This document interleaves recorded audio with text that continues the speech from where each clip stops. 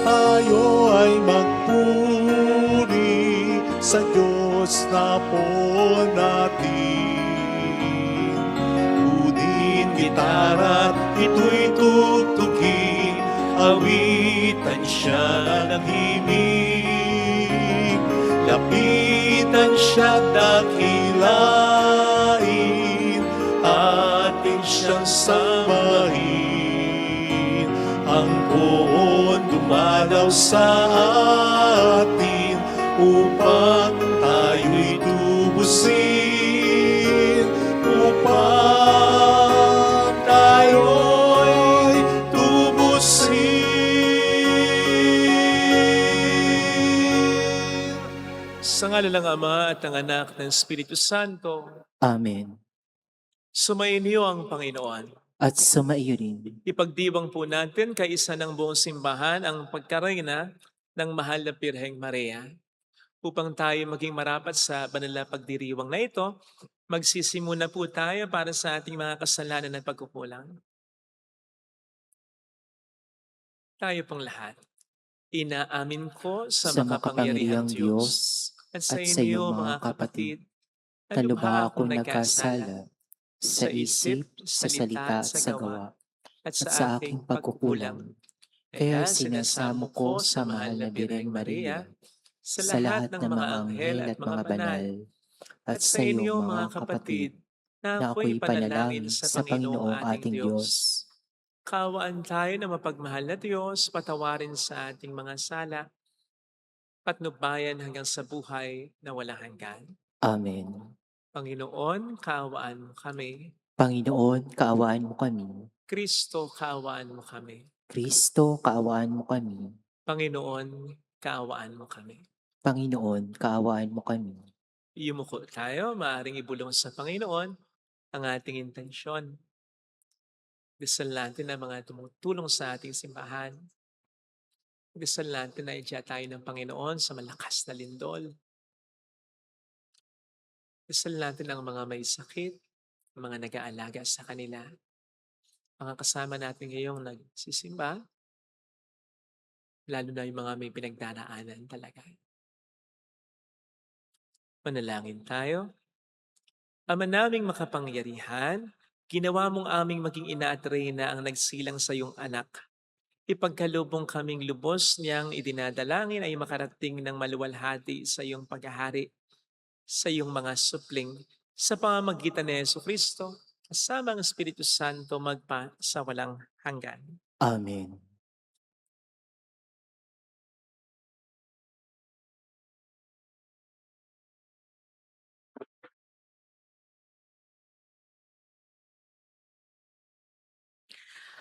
Ang salita ng Diyos mula sa aklat ni Propeta Isaias.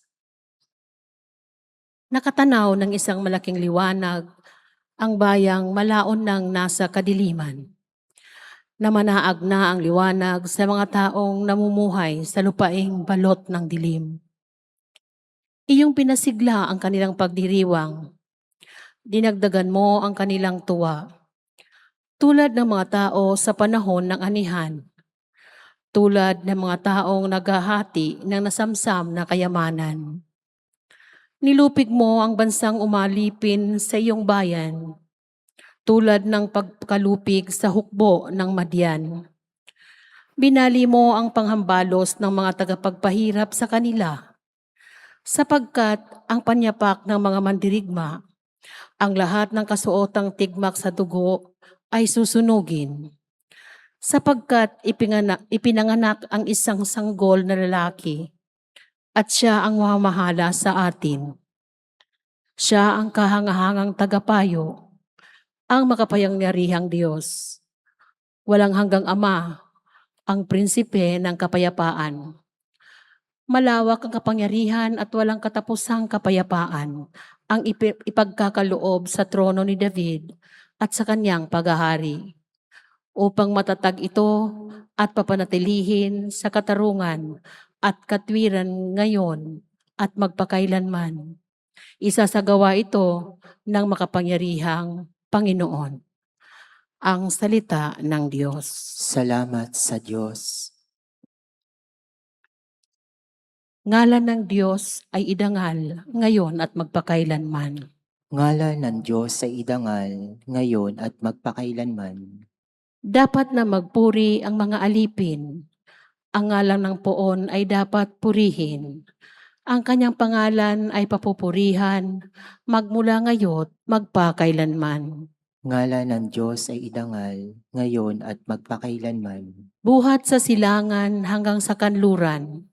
Ang ngalan ng poon, pupurihing tunay. Siya'y nagahari sa lahat ng bansa, lampas pa sa langit ang pagkadakila. Ngalan ng Diyos ay idangal, ngayon at magpakailanman. Walang katulad ang Panginoong Diyos na sa kalangitan doon naluluklok. Buhat sa itaas siya'y tumutunghay, ang lupa at langit kanyang minamasdan. Ngalan ng Diyos ay idangal, ngayon at magpakailanman. Mula sa alabok ang mga mahirap, sa pagkalugami ay itinataas. Sa mga prinsipe ay isinasama, nagiging prinsipe ang mga lingkod niya. Ngalan ng Diyos ay idangal, ngayon at magpakailanman.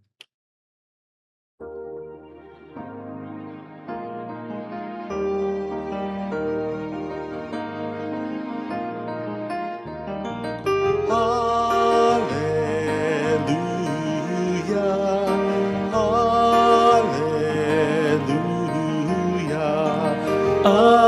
hallelujah,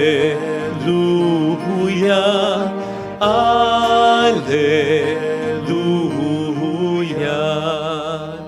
Sumayin niyo po ang Panginoon. At sumaiyo Ang mabuting balita po ng Panginoon ayon kay San Lucas. papuri sa iyo, Panginoon.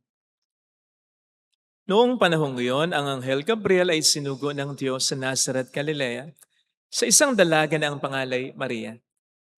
Siya'y nakatakdang ikasal kay Jose, isang lalaki buhat sa lipi ni Haring David.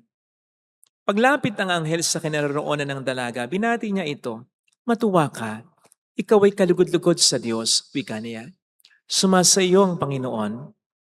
Nagulumihanan si Maria sa gayong pangungusap at inisip niyang mabuti kung ano ang kahulugan niyon. Kaya't sinabi sa kanya ng anghel, "Huwag kang matakot, Maria, sapagkat kinalulugdan ka ng Diyos. Makinig ka, ikaw ay maglilihi at manganganak ng isang lalaki, at siya'y tatawagin mong Jesus. Magiging dakila siya, tatawaging anak ng kataas-taasan. Ibibigay sa kanya ng Panginoong Diyos ang trono ng kanyang amang si David. Maghahari siya sa angkan ni Jacob magpakailanman, at ang kanyang paghahari ay walang hanggan." "Paanong mangyayari ito kayong ako'y talaga?" tanong ni Maria. Sumagot ang anghel, "Bababa sa iyo ang Espiritu Santo at liliman ka ng kapangyarihan ng kataas-taasan. Kaya't banalang ipapanganak mo at tatawaging anak ng Diyos. Natatandaan mo ang iyong kamag-anak na si Elizabeth? Alam ng lahat na siya'y baog, ngunit naglihi siya sa kabila ng kanyang katandaan. At ngayon ika-6 na buwan na ng kanyang pagdadalang tao sapagkat walang hindi mapangyayari ang Diyos." Sumagot si Maria, "Ako'y alipin ng Panginoon. Mangyari sa akin ang iyong sinabi." At nilisan siya ng anghel. Mga kapatid, ang mabuting balita ng Panginoon. Pinupuri ka namin, Panginoong Jesucristo. Welcome sa Our Lady of La Salette, Kwasay Parish, kung saan ayos lang pong umiyak. Samahan tayo ng mahalain na sa pag-iyak at sa pagdarasal sa kanyang anak upang maging maayos ang lahat. Kung kayo po ay tatanghaling hari o reyna, anong gusto niyong maging dahilan nito? Dahil ba sa pera, kayamanan, kapangyarihan, kakayanan, galing ninyo? Kung magkakagayon ay maging masaya naman kaya kayo? Maraming mga kadahilanan, iba-iba, kung bakit natin tinatanghal, tinatawag na reyna o hari ang isang tao. Siyempre, nandyan ang pagkakaroon ng kingdom. Katulad ni Prince Charles. Pero meron din tayong mga tinatawag na hari o reyna sa iba't ibang mga larangan dahil sa kanilang mga angking kakayanan. Si Michael Jackson ay binansagan natin na king of pop. Samantalang binansagan din namang king of basketball, si Michael Jordan. Sa atin, sinabing queen of pop, si Sarah Geronimo. Queen of the dance floor naman, si Maha Salvador or kaya si Kim Chiu. Box office king naman, si Vic Sote o kaya si Alden Richards o kaya si Fernando po Jr. noon. Now, while all these kinds of kingship and queenship connote power, authority, privileges, superiority, and even domination, hindi ganon ang pagkareyna ay pinagdiriwang natin para sa mahal na ina ngayon. Because Mary's queenship is all about service, her humble service. Ang kanyang pagkareyna ay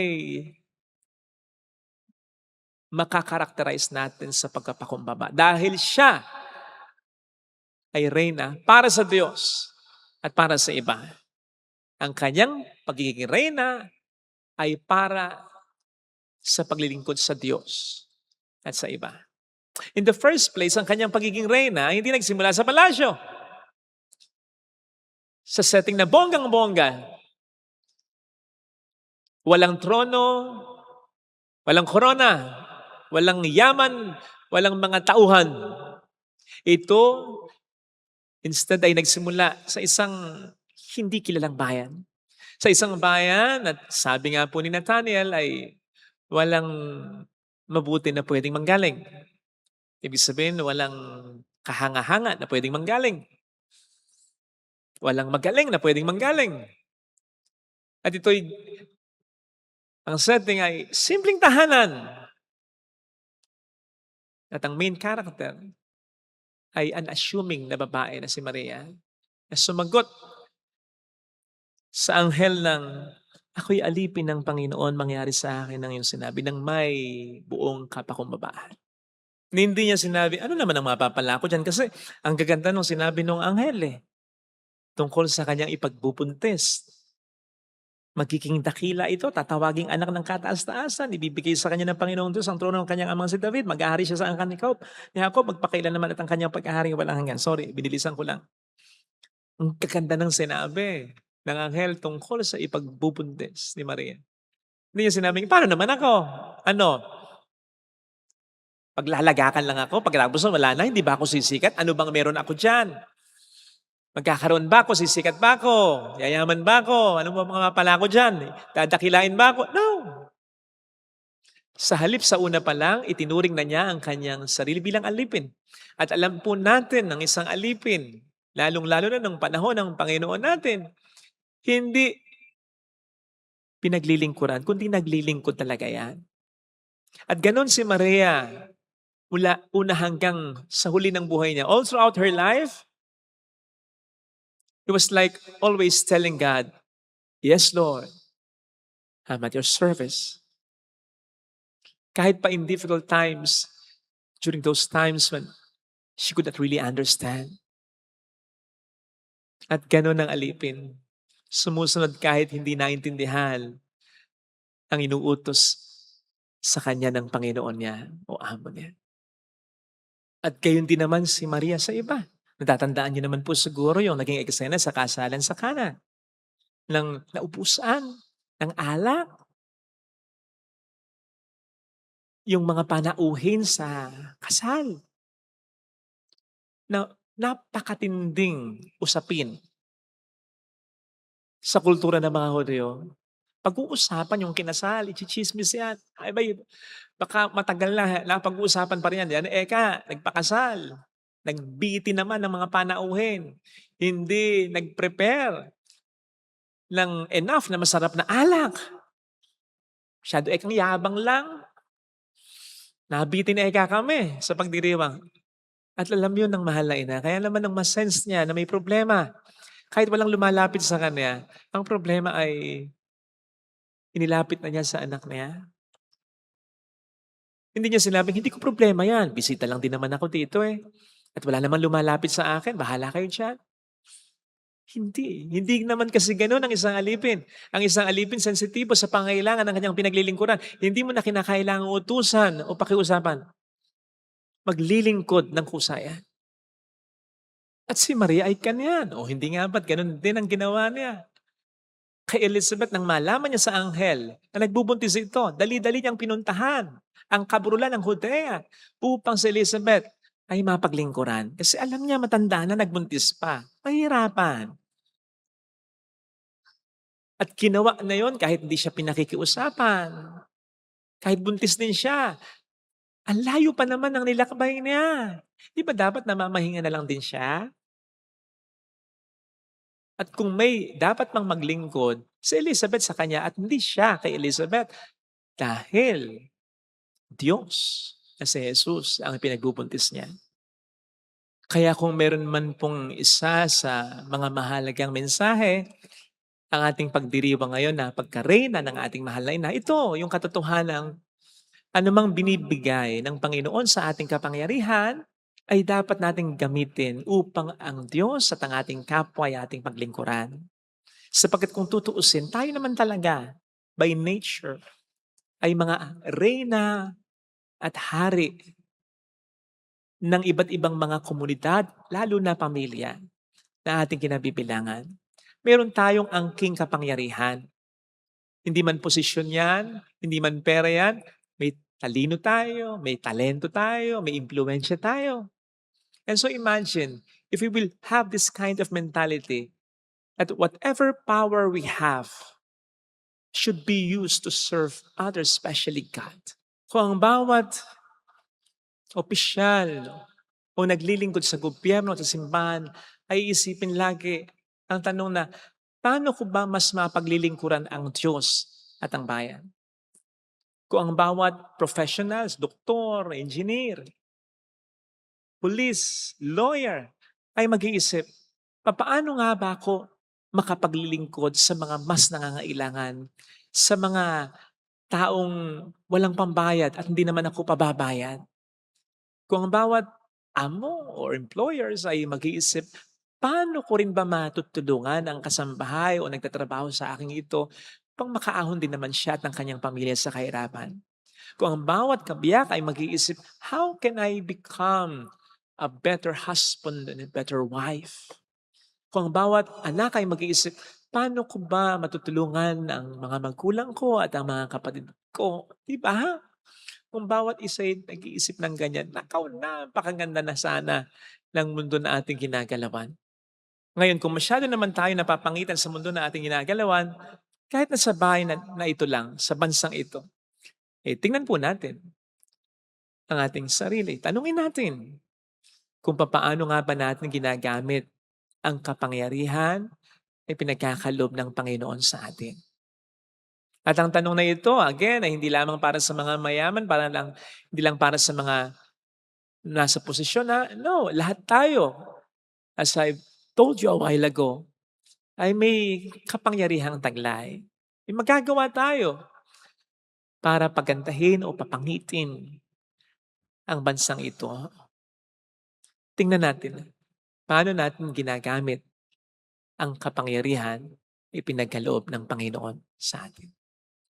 Sapagkat kung hindi natin ito ginagamit sa kabutihan, ipananagutan po natin yan. Sabi nga po, di ba, with great power comes great responsibility.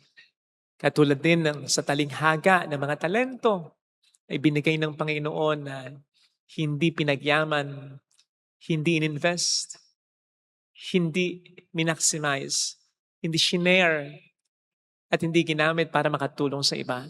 Pananagutan po natin sapagkat ipinagkatiwala sa atin ng Panginoon ang kapangyarihan na yan. Ito po sana ang ipagdasal natin sa ating banal na pagdiriwang sapagkat sa paggamit lamang ng maayos ng kapangyarihang pinagkakalob ng Panginoon sa atin, doon lamang talaga tayo magkakamit ng tunay na kadakilaan. At yun lamang din po ang isa sa magiging dahilan upang makatuntong tayo balang araw sa tunay na kaharian sa kalangitan. Amen. Lagay natin ang ating kanang kamay sa tapat ng ating puso.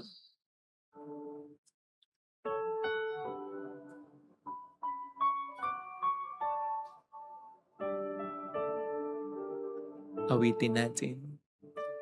Alam kong may magagawa ang Diyos. May magagawa Makapangyarihan siya. ang Diyos. Alam kong may magagawa ang Diyos. Alam kong may Walang imposible sa Kanya. magagawa ang Diyos. Kung ako'y magtatapat, Kung ako'y magtatapat sa Kanya'y maglilingkod, sa Kanya'y maglilingkod, alam kong may magagawa ang Diyos. may magagawa ang Diyos. Alam kong diringgin ng Diyos ang samo ko, sapagkat anak niya ako. Diringgin ng Diyos ang samo ko. Alam kong diringgin ng Diyos ang samo ko. Alam kong diringgin ng Diyos Ang samo ko. Kung ako'y magtatapat, kung ako'y magtatapat sa Kanya'y maglilingkod, sa Kanya'y maglilingkod. alam kong diringgin ng Diyos ang samo ko. Diringgin ng Diyos Pumikit tayo. ang samo ko. Panginoon, tulungan mo po kaming magamit anumang kapangyarihan ay pinagkaloob mo sa amin upang ikaw at ang aming kapwa ay mapaglingkuran. Sapagkat ito ang makapagbibigay sa amin ng tunay na kadakilaan na mararamdaman naming magbibigay sa amin ng tunay na kasiyahan. Yung hindi kami naisa itaas na nag-iisa, kundi yung mayroong kaming sinama. Lalo pat kung ang isinasama namin sa itaas, sa magandang kalagayan, ay yung mga hindi makapupunta sa itaas kung hindi namin tutulungan. Tulungan mo po kami na hindi panghinayangan ang mga tulong na ibinibigay namin sa iba, lalong-lalo na sa mga nangangailangan talaga. Hallelujah! Hallelujah! Purihin ng Diyos. Hallelujah! Ibang kasiyahan at kadakilaan ng nagiging dahilan ka ng kaligayaan at kadakilaan ng iba. Malungkot na ikaw lang ang dakila, ikaw lang nasa itaas. Magsama. Hallelujah! Hallelujah! At ang kadakilaan ay hindi yung ikaw ang pinaglilingkuran, kundi yung marami kang napaglingkuran. Hindi masama ang kapangyarihan, pero gamitin mo sa Kanya. Mayroong magandang mangyayari sa'yo. Huwag kang mapagod sa paglilingkod. May dahilan kung bakit ikaw ang may pera. May dahilan kung bakit sa pamilya ikaw ang pinakamayaman, pinakamadiskarte, pinakamatapang. May dahilan. At dapat, dahil sa Diyos ang galing ang dahilan, mabuti ang dahilan, kaya gamitin mo yan sa kabutihan. Kung lalapit kayo sa Diyos, kung lalapit kay Jesus. Papuri sa Ama at sa Anak sa Espiritu Santo. Kapara na sa una-una, ngayon at magpakailanman at magpasawalang hanggan. Amen. Pag-aalay. Salamat po sa inyong tulong.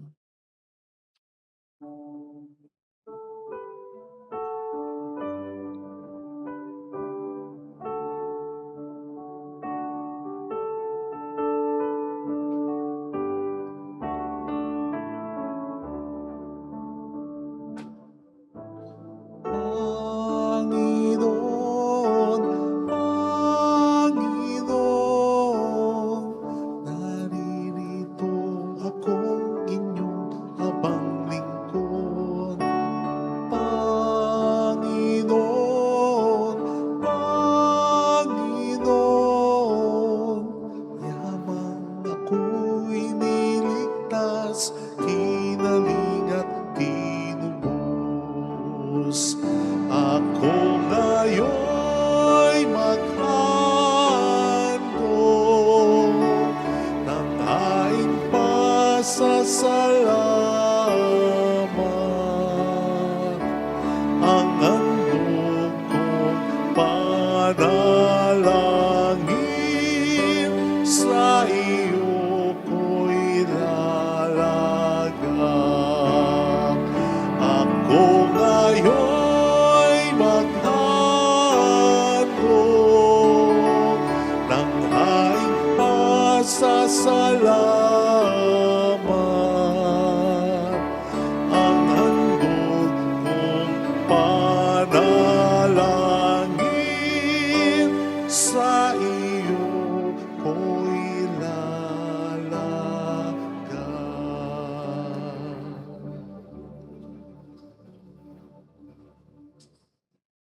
Manalangin tayo, pang ating handog ay maging kalugod-lugod sa Diyos namang makapangyarihan. Tanggapin nawa ng Panginoon itong paghahain sa iyong mga kamay, sa kapurihan at karangalan sa ating kapakinabangan at sa buong sambayanang banal. Ama naming lumikha, kaming naghahain ngayong ginugunita si Mariang Banal na Birhen, ay nakikiusap na sa kaluluhan sana kami na naghahain ng kanyang kalinis-linisang paghahandog ng sarili sa krus at ngayon nabubuhay kasama ng Espiritu Santo magpasa walang hanggan. Amen. Sumainyo po ang Panginoon. At sumaiyo rin. Itaas sa Diyos ang inyong puso at diwa. Tinaasa namin sa Panginoon. Pasalamatan ng Panginoong ating Diyos. Marapat na siya'y pasalamatan. Ama naming makapangyarihan, tunay nga pong marapat na ikaw ay pasalamatan. Ngayong ang pagiging reyna ng mahal na Birhen ay aming pinagdiriwang. Bukod mong pinagpala sa babaeng lahat ang mahal na Birhen totoong mapalad, na yung piniling maging ina ng iyong anak nung isugo mo siya bilang aming Mesiyas. Sa kapangyarihan ng Espiritong Banal, ang Birheng Maria ay naging inang tunay ng iyong anak na kanyang isinilang bilang liwanag nitong sanlibutan. Kaya kaisa ng mga anghel na nagsisiawit ang papuri sa iyo ng walang humpay sa kalangitan, kami po ay nagbubunyi sa iyong kadakilaan. Santo, Santo, Santo, Panginoong Diyos ng mga hukbo, napupuno ang langit at lupa ng kadakilaan mo. Hosana sa kaitaasan. Pinagpala ang naparirito sa ngalan ng Panginoon. Hosana sa kaitaasan. Ama naming banal, ikaw po ang bukal ng tanang kabanalan. Kaya't sa pamamagitan ng iyong Espiritu, gawin mong banal ang mga kaloob na ito upang para sa amin ay maging katawan at dugo ng aming Panginoong Hesukristo. Bago niya pinagtiis ang kusang loob na maging handog, hinawakan niya ang tinapay, pinasalamatan kaniya, pinaghati-hati niya iyon, iniabot sa kaniyang mga alagad at sinabi, "Tanggapin ninyong lahat ito at kanin. Ito ang aking katawan na ihahandog para sa inyo."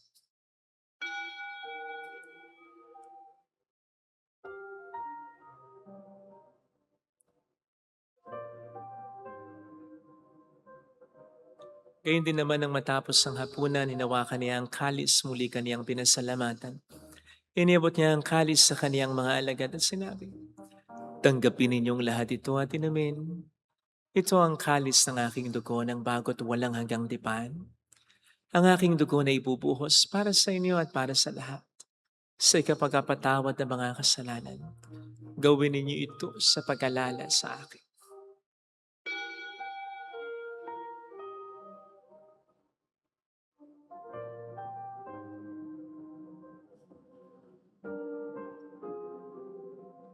Ang misteryo ng ating pananampalataya. Si Kristo'y namatay, si Kristo'y nabuhay, si Kristo'y babalik sa wakas ng panahon. Ama, ginagawa namin ngayon ang pag-alala sa pagkamatay at muling pagkabuhay ng iyong anak.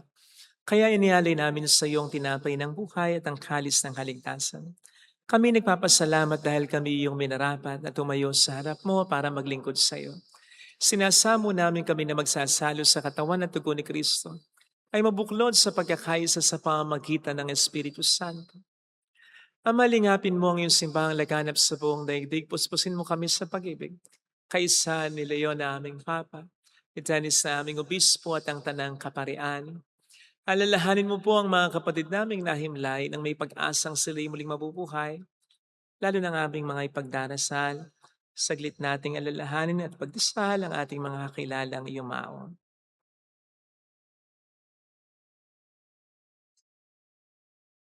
Kawaan mo sila at patuloyin sa iyong kaliwanagan. Kawaan mo at paging tapatin kaming lahat na makasalo sa iyong buhay na walang wakas.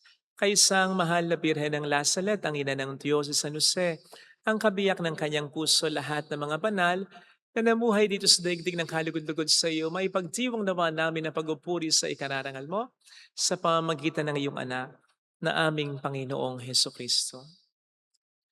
Sa pamagitan ni Kristo, kasama niya at sa Kanya, ang lahat ng parangal, papuri ay sa iyo, Diyos amang makapangyarihan, kasamang Espiritu Santo, magpasawalang hanggan.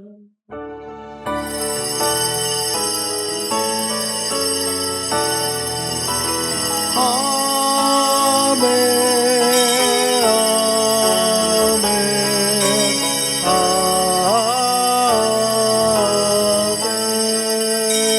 Amen. Tumawag tayo sa Ama.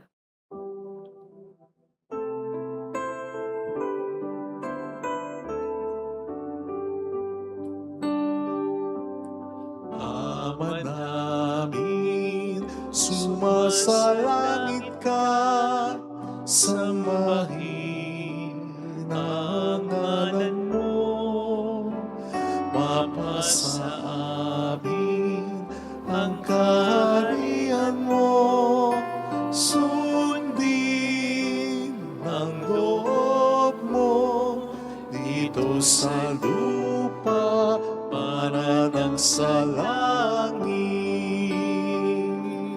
Bigyan mo kami ngayon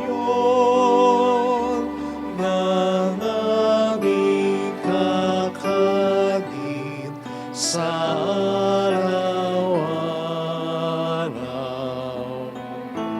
At patawarin mo kami sa aming mga sala, para na pagpapatawad namin sa nagkakasala sa amin.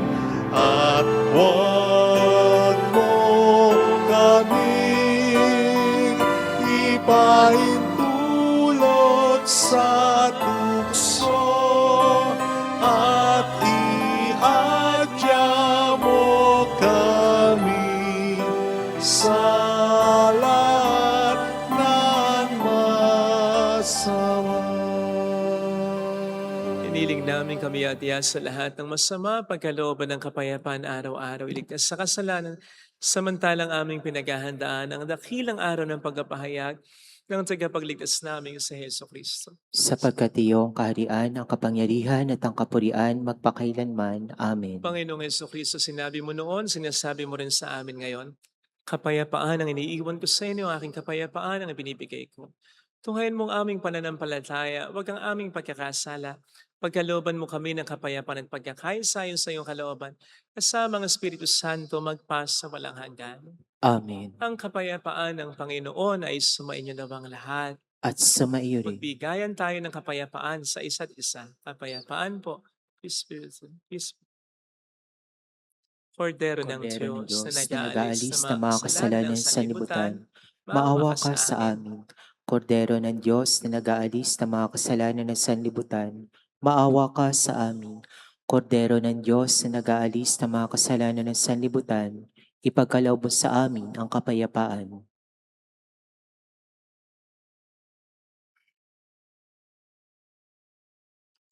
Narito sa harap natin ng Panginoon ang ating buhay at kaligtasan, mga palad tayong inaanyayahan. Panginoon, hindi ako karapat-dapat na magpatuloy sa iyo, ngunit sa isang salita mo lamang ay gagaling na ako.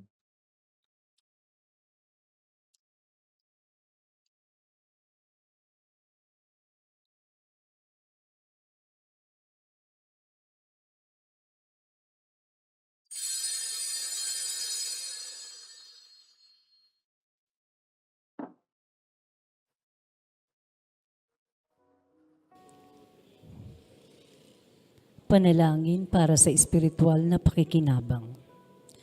Panginoong Hesus, ako ay naniniwala na ikaw ay nasa kabanal-banalang sakramento. Iniibig kita ng higit sa lahat at ninanasa kong tanggapin ka sa aking kaluluwa. Sapagkat sa mga sandaling ito, hindi kita matatanggap sa sakramento. Tumuloy ka sa espiritu sa aking puso. Niyayakap kita na parabang naririto ka na. Inaalay ko ng buong buo ang aking sarili sa iyo. Huwag mong hayaang mawalay ako sa iyo. Amen. Sa buhay, ikaw lang ang saksi, nag-iisang bantay. Dayuin man ako ng lungkot at hirap. Tanggulan ko lagit, lingat mo't yakap. Salamat Maria sa iyong pagpisan. Sa bawat hapis, luwalhati at tuwa namin. Salamat sa pag-ibig at sa bawat dalangin. Salamat sa iyo, sa mga pagdamay mo. Kami patuloy na nagmamahal sa iyo. Salamat Maria sa iyong pagpisan. Sa bawat hapis, luwalhati at tuwa namin. Salamat sa pag-ibig at sa bawat dalangin. Salamat sa iyo, sa mga pagdamay mo. Kami patuloy na nagmamahal sa iyo.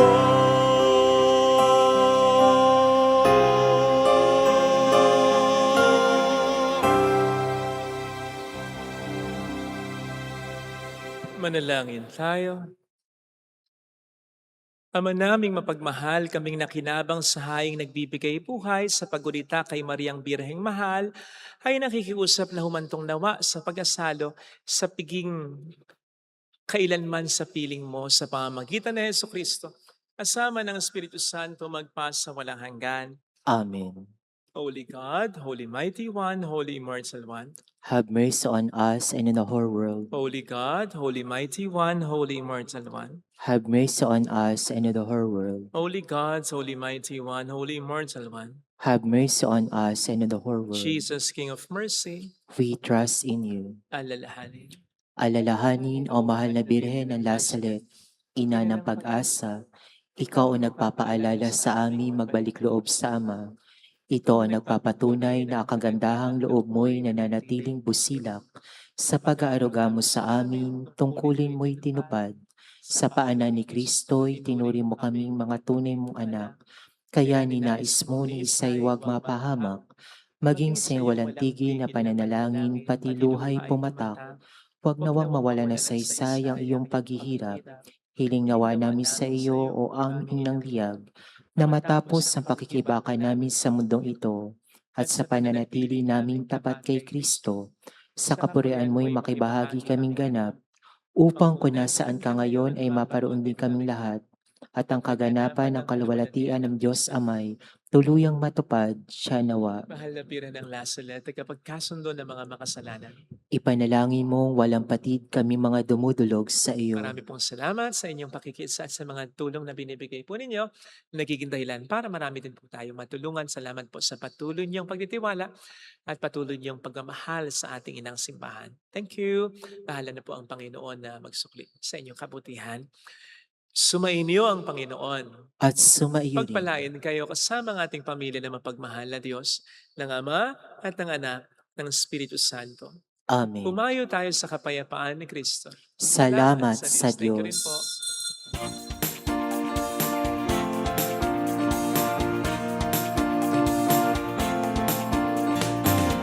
Mary, Mother of the Lord, hear the prayer we sing to you.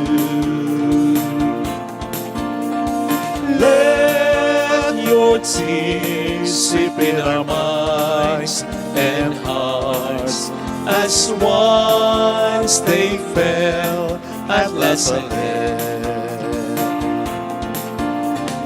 Tell your people how to live again. Tell your people how to sing again. Tell your people how to dance again. Tell your people how to pray again. Mary, Mother of the Lord, here's the prayer we sing to you. Let your tears we fill our minds and hearts as once they fell. At last I lay